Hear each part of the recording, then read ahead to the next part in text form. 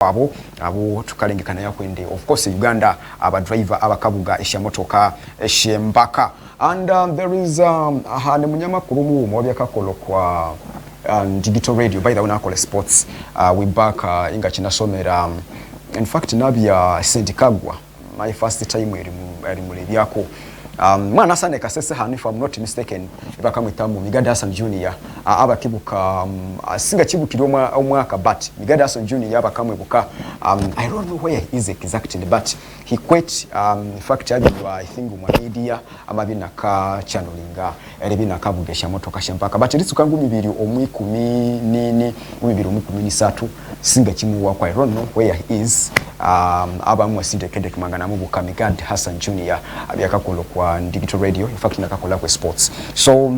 ni musatu mubuya especially if you tend to wangananza because over chimecho it's all about loving it elibi wangana chanza then wabi ukatungamu maybe echa ukanza then but of course there is a kind of being professional like being a motor rally oba elibi wanganendo mwa musatu motor racing which elibi will remember or which elibi will remember wa National Automobile Clubs Federation that means ukabya ukatuha that license neiya kwikiriria eribya ukabya mubuji owesha motoka esheshambaka and I don't know very many people said you like taking a risk eribugesha motoka esheshambaka but of course there is protective gears esikabi mwesha motoka and ABCD actually accident ikabi accident ngoko musatu omupira anganatunga injury inanyomwachi Ekisathiro so neribugesha motoka shembaka it is not into kabi over taking a risk like another person by the way wanganabyo nemwenda no mwanzira you know iwe trikala at the end of the day wanguma bimfalo kwa hosi ewasangana ndoma bibye maybe ukahola very many people bakasaga eriyo ati anjejo keribyo muguji wesha motoka shempaka it is a kind of risk okay Rwenzoris TV you Getway to the Rwenzoris Ekisathiro Ky'Ebyamasatha na producer Joka a producer Ky'Ebyamasatha ninga se producer Ebyemizanyonga lina producer Ande for those who know Ande I think abana ni mumashoma Get Down nainga is my producer especially Saturday and yenga byenga linayo producer Ande one day ngene samule tano in fact yakanyumira we musatu we volleyball ni muwagiziwe volleyball such I think than football but that is Ande for you tukabye tunena ekintu kya munabwire well namaluaho henyenyene tukaenda ililomwa motor rally championship of course nganza 20 kwa mdolo mutukanalo hano itwabikanyo kwa songa eya mipira ya maskuru wusa Rwenzoris zone and of course congratulations esukuru eya Fort Portal Senior Secondary School eribya kandi babisinge chikopo kino echa maskuru in fact kakati amabya somebody told me what someone told me that will be used nainga amabya muluma wakasatu. That means the last two edition then add this one ninga wamatalaniza kwa edition yano Fort Portal SS yabiribya yamabisinge chikopo kya masukuru omwa Rwenzoris muhano definitely muri bolumba kanasinga eskuru yabaketa mu Garama Senior Secondary School in fact bama bakamusinga omwasha penalties now ekiro kyamuloro nanga hano hokwa enga namukola a program Ekisathiro Ky'Ebyamasatha abakanye kwama I think tunimwenda tukatungende true ebino nebyo tukakana yakuhana tukabifa bekola ko maybe tunawute ku wino situle kwa mecha asatu kagwa tutwetu Ekisathiro ninga shere bewera mulolo munga nababwirende a team eye Garama ninga se school ye Garama yerende kintu cyuma eribi yanga naenda omwa penalties it will be very hard eribya ibakasinga omupira omwa penalties and of course chabye kikamenyekana ndekende kind true omupira mwaka na kwa golunguma okwanguma ubukende eritsuko kwa round over 16 Garama yiri kalabiro kwa penalties shootout you get penalty shootout so that means truly nyamuhanga ngokwanga bina bere kubereraho from day one now round of 16 iwalabaho penalty shootout quarter finals over last 8 iwalabaho penalty shootout then iwaso kwa semi finals penalty suit out. It was kwa final esha penalty. Oh my lovely Jesus. That means inti of course no mwanga bya kabisa una uti amano ayukasanga na handi wabikola uti iwa bi losing mpira. So I told you that Garama, they need to be extra careful. Yeah, they need to be extra careful. So Garama mubaka nabia definitely ibakasinga wa omwa penalty goal itano okwa goal ini erinyuma li mpira eribina katambula ishede kikechenda goal nguma okwanguma halia omwa district abuterevunyo omwa district eya Kamwenge. And of course abiru byama bibya besatu. In fact, imipira amaskuru ni mwende mbere. Now, finally, abiri byetu kawunzerera ekiru kya mu lwolo emipira. In fact, bakama tamu coach, I like ngatingenda hali coach Paul 9. In fact, yene munyamakuru Paul 9. Akakola kwa Hits FM. Akakola kwa Hits FM radio border. And definitely, omwenjo yakakola sports. Severally abiringira omwa mpira. And I don't know research mungati Kenneth Ekisathiro checho tukise kanyo kwa bukome. In fact Kenneth Ekisathiro one because they tsimbiro kuba chairperson DFA Kabaro for Port City over Kabarole, something of that kind, but we shall have to rectify. That is Paul 9 ababa kamuli kibe kwa Hits FM radio border. That guy akati namuna call sports, I think morning hours. So ni ya coach owe Fort Portro SS oyoka samaliro kwa screen yao Rwenzoris TV. So Garama, congratulations also because I think for the last 10 years emyaka eringa ngikumi anyumaho, if I'm not mistaken by the way, in the Ekisathiro district tukakola nabe especially mu mipira yaba naba masukuru. So mulolo mungana kubirinde omakono at least not even at least but our schools have performed really better mu mipira eyabya ekamwenge. Mutu abye tukabya represented and school eye Garama ayabya final satatu hemula by the way amakangani nti truly ni yabya deserved elibina katwala ekikopo Ekisathiro district is Garama ilo mwabukonzo East. Then itomabya etukatunga a school eye Hillside. Ubukindi Hillside and yabya second runners up ningasi ni yabya yakabiri okwa team aningashi kwa school ye Garama nerikandi Hillside mwika nabya ikawunzerera okwa mwika nabya ikasubuliro kwa last of 16. Then twamatunga a school Ekisathiro senior secondary school abumubatilo mwa group nakake ubukende a school eno Ekisathiro senior secondary school I think muyabya ikabya yakane if I'm not mistaken ningasi yakasatu regardless nainga yabya ngumwe kwa school ini shabanza shini nibisika kulufaingo kwa zono. Then twamatunga school Ekisathiro Muslim elwa hanu mu town Ekisathiro nabumubati bakalo mwa group. Now a school Ekisathiro secondary abandu abinywa binene and yetu eyo mupira mwika nabikale mawa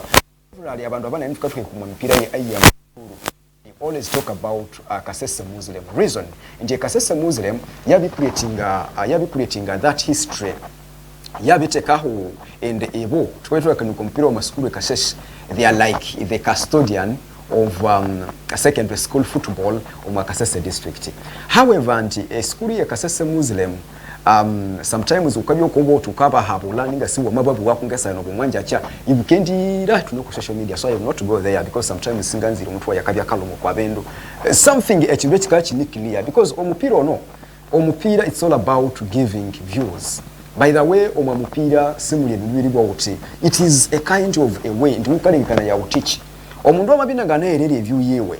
so will support the loyal as if ukasa defending no. You also give your view. Ruti. Wamabi omakane for example, let me not go there. But I'm about to be bakalwa on my group. That is Ekisathiro Muslim for you. Then of course the school for the Kanyonza Memorial edulwe ehima abo in fact mubadya for the Kanyonza Memorial muya subuliro kwa quarter finals eshe district yosi ubukendesha quarter finals eshe district yosi zikabya esikasatibwa wa both Bukonzo and Busongora. How Busongora tukatungamwe Busongora North County, so that means nti ibahambana ine municipality abo bakasate ya semi final tukeko kwa district, but we call it maybe a quarter because it's a quarter finals mukabishe not so that means nti eshe team in Kaloma municipality muhanu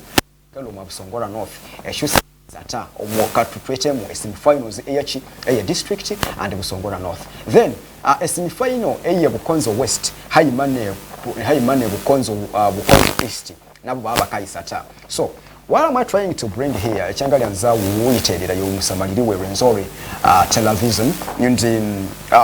Father Kanyonza muyasubuleera okwa semi-finals eye Busongola okibukandekendeke Kasese Senior Secondary School in fact bakakole draw ngolungu mokwanguma okwesatiruko ekachanga then Father Kanyonza Memorial yamabya ikatweraho that means itwame batukatwala eshe school ibiri ese representing Busongola county and municipality kwe ku school ye Kasese Muslim Haimane school eye Kasese Senior Secondary School then ebwera muyalwa amasukuru usimolo mu Bukonzo West that means nti eshe school she mu Bukonzo East musha kwa semi-final shoshi so okuhim saidi ne Garama. I think Garama is from Chisinga. Very sorry. Garama, ile Chisinga if I'm not mistaken, because I'm not familiar with the Getway coming by that way. So, chikama insachiti esha skuru sino and iyo Father Kanyonza muyatunga advantage. Eye ribindi usa Rwenzoris babere bakayikala omwa meeting. Bama bindi erisekira okwabuli district ngokuya biri representing esha team because Kasese ningu mwe kwa district esha representing awa na masukuru manene kutsiba. I remember if I'm not mistaken amasukuru wapa wa representing Kasese aninga so participating usa 2025 Kasese schools have more than 42. So that means ndumba to area ebikarumukaga. So babere bakali bimwe ebikarumukaga Mama Livia Father Kanyonza Memorial enengumeyo kwa team SLC na uto mupiro wene kandi sine organized not only having good football but when you are capable also to represent at a certain level. So okwa bikaru ebibiri ebibongerako bama bakatuzinga Father Kanyonza Memorial but mubati tuswazia you get because for example amatimu awawunziro kwa semi final awabiri mwachi betu yinge Kanyonza yama qualifying of area in round of 16 and by the way of round of 16 area Kanyonza Memorial we are actually to commercial group stages eshe Kanyonza Memorial mubabi uma group of death eyabyamo school eya football SS the champions emunene sukuru eya Nyahuka. I want to show you how these schools struggle by the way in the Ebo babi my group of death so definitely in my group of death you football SS Garama I mean Nyahuka which are very chekale tahu erera lekerende Kanyonza will not come out of my group babi amwejo so but aba naba surprising mpaka na surprisinga bama bibakalwa omwa group eyo bama abakabya now omupira obye wakalire because yabya group of death yabya mu Father Kanyonza Memorial emwabye Nyahuka emwabye ne school ye football SS so Kanyonza mwaka na surprisinga very many amalo mu group eyo because it wasn't expected how abantu baleba yo omupira okubanza mu lumunga nakubwiro omupira by the way final yabya katikati ke Nyahuka ne football SS omwa mupira wokubanza. Oh my God,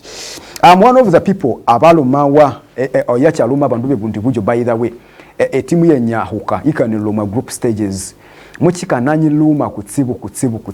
but now what makes them losing omwa group stages Father Kanyonza mwamusulia golunguma okwa 0 then ndi Nyahuka abere kole 0-0 ne football SS omupira wabo okubanza alinga amayowa Kanyonza ngayiri easy because I am a CEO then abakocha bakatraininga Nyahuka they are my friends there is Isiko then CEO wabo ni fitting munamu aswabya goalkeeper we always team ya Lions omwachidodo mwikwali. I think you remember him, that guy actually abyakasomere YMC and of course abina betunge degree so right now as yamundo obyo okaba and I think okwabutu kubwe abwe Lions omwachidodo some of you may say hey come this guy. But now he's in football ni CEO owe Nyahuka parents ebundi bujo so muba biba kambula ya I told them now and you people because nana abelangira mani owe Nyahuka and my boys I was play a goalless draw against the football for SS. So what about us really? So now bama tubulende it you tukaya bakumpesha goal 10 and we are like it is okay. so mutu abasatu from abasinga golunguma truly then omupira we twabira kahwamu we Kanyonza Haimane for Fama bya tukasa Haimane Nyahuka parents immediately after omupira oyo Fama bya tukasa te Fort Portal SS. That's why in the Fort Portal SS mya tu mbagolu inyo kwanguma because abana baba abeluha immediately woma lwesata a team yuti amani then again can do switch kwibwa bengwa sema bengwa but a first half it was so interested okwabuli mundu oshi wabyo kwa Ekisathiro and somebody say yes Father Kanyonza did represent the Kaseso my first half shede kama 15 because twatu abisa tishede kikasanju against Nyahuka and you know what it means by Nyahuka bale bayo mupira those guys can pass football, those guys they can dominate football. Omupira we Fort Portal SS na Nyahuka by the way Nyahuka muya tungane red card but they played a goalless draw over 0-0 I mean to say so Nyahuka was not an easy team. So Kanyonza mwalo ya mamusinga golungu kwa 0. Kanyonza ameendo kwa round of 16 ama bina kamitinga Kamwenge vocation ama mihamo mwa penalty. So I wanted to show you the journey of this school.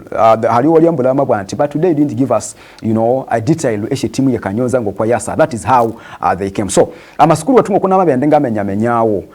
in the now back area so kwa Garama eribiba mawunze rumwe kikaru kya kabiri truly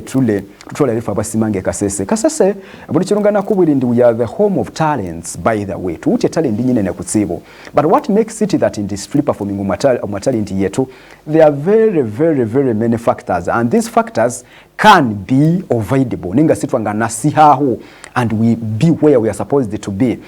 wamakola research kwa masukuru owabya Kamwenge almost ebitweka sanju nabitano kwa buli 10 amasukuru ayo abina nawite abana abakalu Kasese district you get so that means in Kasese o Rwenzori muhano ikaplaying a very big role when it comes okwa misatu when it comes to radio presentation when it comes to TV presentation everywhere in Uganda by the way Kasese playing a very big role I'm telling you this I think no